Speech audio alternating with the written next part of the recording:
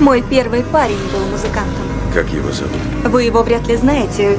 Пастернак. Габриэль Пастернак. Я был председателем жюри. Я его просто размазал. Но я услышала ваш разговор.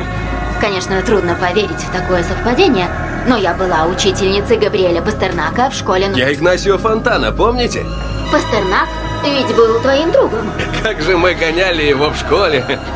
Кто здесь знаком с Габриэлем Пастернаком? Все на одном самолете? Вы сами покупали билеты? Нет. Габриэль Пастернак стюард на этом самолете.